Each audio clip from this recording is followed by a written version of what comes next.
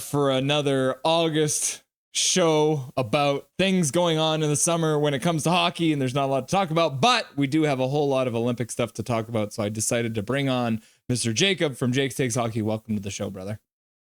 Thank you, sir. It's a pleasure to be back. I'm kind of getting out of YouTube retirement here, a little hibernation for me for a month there, but I felt like I needed to take a break, so I'm happy to be here. Talk hockey again. Yeah. And we got some stuff to talk about because there was a little controversy in the last couple days. The Americans put out their what do they call it? Their Olympic orientation camp for the summer, which means all these players have a chance to make Team USA for the Olympics in Italy next February. Left off the list were Brock Besser and Thatcher Demko. So that made me think maybe it's time for us to sit down and look at all the various candidates for the Canucks that could make their nation's roster for the Olympics. And so I thought we'd sit down and tier that up. How does that sound? That sounds like a lot of fun. I've been enjoying the tier list lately. I mean, what else do you do in the summer, right? Yeah, exactly. All right, so let's hop over and have a look at this. So we've got it broken down here. And 5 tiers. We got Def will be playing in Italy, will play on their way onto the roster. It's possible they'll play, not this time, maybe next, and then sorry, but nope. And then we've got on the bottom there, we've got Atu Ratu, Connor Garland, Elias Pettersson, Philip Hronek, Lekermacki, Besser, Lankinen, Hughes, Bluger, Demko, Hedel, and Marcus Pettersson. All these people, except for the 2 that we mentioned, Besser and Demko, were at orientation camp. So, let's get started with the Mr. A, the double A, Atu Ratu. So Jake, what do you think? He was at the orientation camp for Finland, but obviously Finland is a very big hockey nation, lots of players. Do you think he makes the Olympic roster for 2026? Yeah, I mean, first of all, I gotta say, I love Finnish hockey. I love the direction they're going in. I think they're just always a fun team to watch, and World Juniors and all that. You know what? That's actually a tough one to start out with because, like, we know his potential, and I have a lot of hopes for him. I think honestly, I'm gonna say it's possible personally, but I want to know what you think. But I don't think we can put him higher than that, right? Yeah, I feel like I'm close to an it's possible, but I would say I would probably put him down in the not this time, maybe next, because he's still quite young. But I feel like if he shows well this NHL season, you never know in 4 years' time what he'll be doing. Right. And you know what? I'm totally happy with him there. I think that makes sense. It could go either way. The reason why I say it's possible, he could be one of those people where he really shows his talent in camp, but he's still not there yet, right? Like, he's still got to prove himself a little bit more in the NHL. Probably there's probably other candidates that can probably take that spot. Yeah. If he was playing for a team like Switzerland or like France or something, obviously he'd make that roster, but I think they're just too deep at center. But I mean, he can play wing. But yeah, I would say not this time, maybe next. Give him a year. Yeah, I like it. Connor Garland has been named to the yes, sir. Who's part I of cannot wait to say that. The World Championship team that just won for the USA, the gold medal. So he was part of that. So he did get the invite. He was not part of the Four Nations Cup, however. What do you think our Gargoyles' chances are of making that Team USA roster? I wouldn't throw him right up at the top yet, but I think he's definitely will play their way onto the roster just by the style of play he plays. He's that pesty kind of type of player, so I think that's where he would belong. I think he would surprise people in camp. He's just, I think he'd be a great addition to that team. Yeah, I have the same feeling about Connor Garland this year. I feel like he's going to come out of the start of the season and just play gangbusters. So I feel like, yeah, he will be playing his way onto that American roster. And unfortunately, we'll end up playing on a line with JT Miller. But, that's another story for another day. Right? That damn guy. There's no way he's going to be on the team, is he? There'll probably be a 4th line of Garland and JT Miller together. Right? You know what? Not a bad sounding line to me. So one of our many Petterssons, Elias Pettersson, the forward, the center, EP40, was at the Olympic roster, did play for the Four Nations Sweden team. What do you think the odds are that he makes this roster in Italy? I don't know. I mean, I guess Sweden, they're pretty deep, but they're not overly deep like the States and Canada, obviously. So I feel like he's got to make the team, right? But last year, I mean, I don't know. Can I let you choose on this one? Because that's a hard one, I think. I think it's a time in Swedish hockey where I believe they're a little thin when it comes to their centers. And I mean, when you're looking at it, their number one center might be Zibanejad. And I put Zibanejad and Pettersson probably in the same category as pretty inconsistent. But if Zibanejad's going to be playing, I would say that EP40 will definitely be playing in Italy. Sorry, still battling a cold here. But I think so, right? He should make the team. So I think that's a safe bet. We all know he has the talent to do so. So they'll definitely probably be on the team. If he's got a big breakout season like I think we're gonna get from him, then yeah, he'll definitely be playing in Italy. Yeah, we sure hope so, right? We sure hope he has a breakout next year. So Phil Hronek is from Czechia, the former Czech Republic. But now they split up. So no, yeah, it's still the Czech Republic. It was Czechoslovakia before. Sorry, I'm old. Countries are confusing. Yeah, right. So he didn't play obviously at the Four Nations because they didn't have a team. It was only the four countries, but he did go over and play for Czechia at the World Championship this last spring and showed very, very well. He was one of their high scoring players. Do you think he makes that roster for Czechia? Yeah, probably. Absolutely. Right. I'm trying to think, like, I mean, who else is there? I know there's still, like, there's a few good players. Like, they're a great team, but I think he definitely makes the team. Yeah. Offensively, he'll probably be one of their most talented defensemen. But and I was actually a little surprised they didn't actually name him because there are 6 players named by each nation already to their rosters. Right. He was not one of those. But I mean, you got a guy like Gudas who will probably end up being their captain. So if you're going to have Gudas as a defenseman, it might be harder to also have Hronek join that. But yeah, I think definitely he'll be playing in Italy. Yeah, for sure. Right. Jonathan Lekkerimäki had a good year in a couple different ways, made some progress with his two-way play, and did show pretty well at points in the Calder Cup run, but is a bit young. So what are your thoughts on him making Team Sweden? I mean, it could be easy to put him in not this time, maybe next, but it's also could be just a sorry but nope, just because he doesn't have the experience yet or any. I mean, he's so young. Yeah, he's so young. So it's either or in those two spots, right? Oh, it's so hard. I was kind of thinking the same thing, not this time, but maybe next. Sorry but nope. And right now, I think I'm leaning towards the sorry but nope. Right, I think so too, and that's nothing against him, right? It just is what it is. Yeah. It's one of those things too. I think Sweden is just too deep when it comes to their wingers. Not as much for centers, but yeah, I think it. I don't know if he's ever going to see time with the Olympic Swedish team. Maybe the World Championship, but right. I think Sweden doesn't need to take a chance on a younger winger right now. They have other people to fill that spot, so I don't think they would make that leap, right? Yeah. So now we come to the controversial Mr. BB, Brock Besser, who was not named to the orientation camp. But I did want to include him in the list because he is a GOAT. What do you think? Does Brock Besser make them rue the day they didn't put him on the orientation roster? Not really. I mean, I love Brock Besser, but I mean, it's the United States of America. They're gonna have one hell of a stacked team. So, it's nothing against him, but I had no problem with seeing that. So sorry, but nope. Sure. Yeah. Right. Yeah, you're probably right on that one. They're just too deep. There's too many guys, too many wingers. Yeah. You got so many guys. I mean, if he made a team, I'm sure he would do great. But I just think there's just other spots available, right? It's funny because, like, I honestly, for him, I'm between it's possible and sorry, but nope.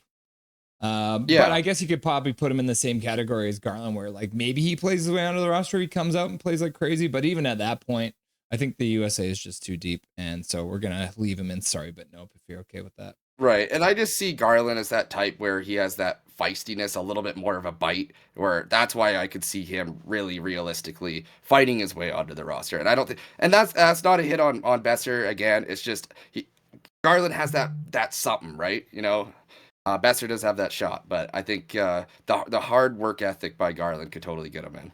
Yeah. Kevin the Tank Lankinen. Yeah. That's right. One of them. He has been invited, obviously, to the Finnish orientation camp. and was on the roster for the Four Nations Cup. So does that pretty much make him a shoo-in, you think, for Italy? Yeah, I think so. Yeah. Yeah, I think I'd throw him right at the top. There we go. We'll put him right up there beside Petey and Hronek. Yeah, you got Saros, who probably will get the baton to run with to start. Yeah. But I do think he had an off season last year too, Saros? Yeah. So I feel like that spot's a little bit open right now. Yeah, you never know. It could be, you could see him start, you could see him sit on the bench, but either way, I think he's going to be on that roster. Yeah, and we don't know what to expect from Lankinen this year. Like, is he going to be as good as he was last year, or how is it going to work with the Demko tandem 50-50 split? Maybe, who knows, right? Yeah. You never know. He might not be as good as last year. We got to keep that in mind. Signs his fat contract and then just tanks it. Mm-hmm. Kevin Tankinen. Yeah, that's right. Kevin the Tanklin. So out of this list, Quinn Hughes has actually already been named to the American roster. He was part of the 6 players because he is the best defenseman in the entire world. So the only way that he would not be playing for the Americans would be as a result of injury, essentially. So what do you think? Does he play for Italy? I mean, I think it's, sorry, but no. You know, it's no. Throw him at the top. It's Quinn Hughes. I don't even think that needs an explanation, right? Yeah. Yeah. He's already on the roster. So like I said, unless he gets injured, this man will be playing. So I'm just going to go ahead and knock on some wood here for a minute there. Yeah. Yeah, that's really what it comes down to. It's the injuries, right? Teddy Bluger, the teddy bear, has also already been put onto the roster for Latvia. For anyone who didn't know, he was from Latvia, along with Archer Shilovs before we traded him away. Shilovs was also named to the roster. So the same question as Quinn Hughes, despite the fact that he has been named to the roster, will Teddy Bluger be healthy enough to play in Italy? I think so. I hope so. I mean, you can't really predict that, can you? No. Like, it's just, hopefully. I'm going to say yeah.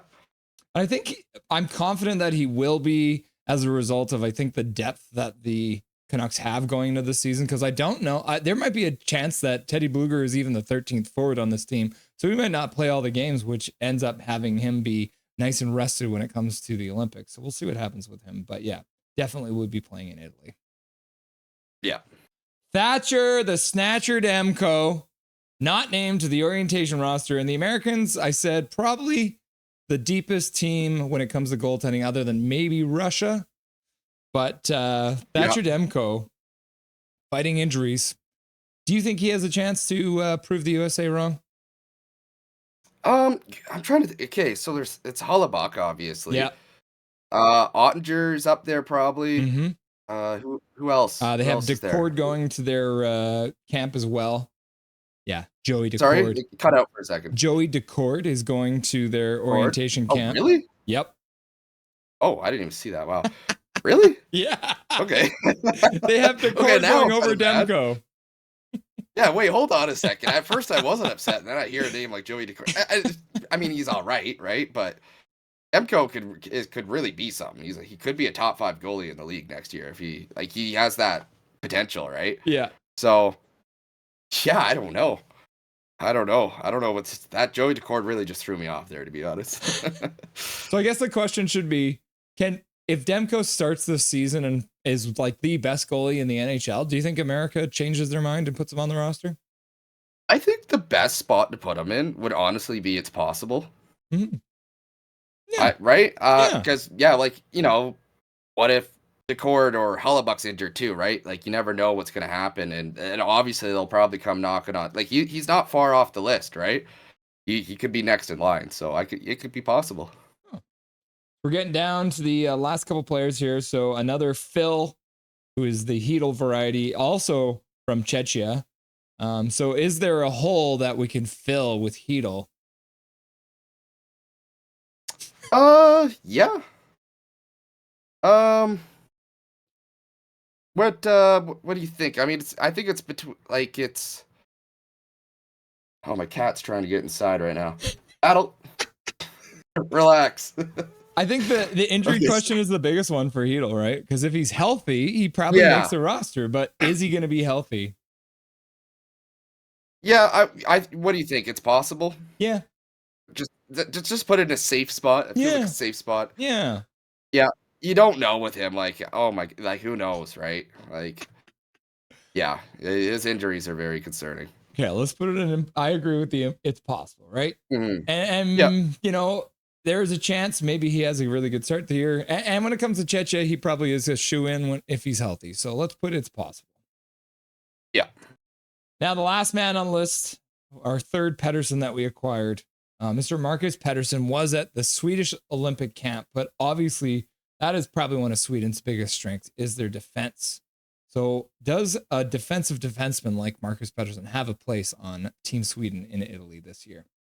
Yeah, you're right. I mean, there's Victor Hedman and Rasmus Dahlin, and there's some big names on defense in Yep. Sweden. Eric Carlson. Yep. Anderson from Um, Calgary.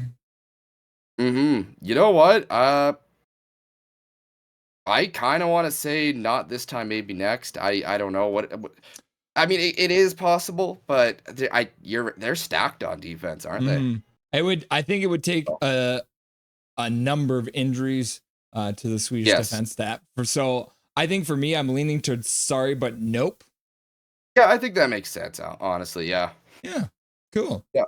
So as we have it right now, we've got EP40, Hronik, Lankinen, Quinn Hughes, and Teddy Bluger all playing. We got Connor Garland playing his way onto the roster. We got Demko and Hedel as both it's possible. We got Aturetu as showing potential to play next time. And then we've got three guys, the sorry but nope, in Pedersen, Besser, and Lekermacki. Is there anything you want to change last minute on here? You know, the one thing I do look at is Besser. I still think he belongs there. That's the only bigger name I could see that jumps out at me that says it could be possible, but they're too stacked up front for the state, so I think he belongs there. I think it all looks fine to me. Yeah, I think I agree with on this one. So it looks like Yeah. by our count, we'll have at least 6 players playing, maybe 8 players at the Olympics. So we'll have a lot to cheer about. And we do plan to cover those games, despite the fact that I believe, Jake, they're going to be at like 5 a.m. Oh, right. Yeah. Yeah. Yeah.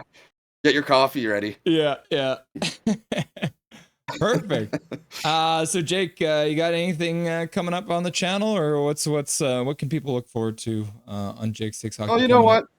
I think for the rest of the summer here, I might just do a couple tier list rankings. I might do messaging NHL players again. That was just kind of fun, right? Yeah. I'll probably do Edmonton next.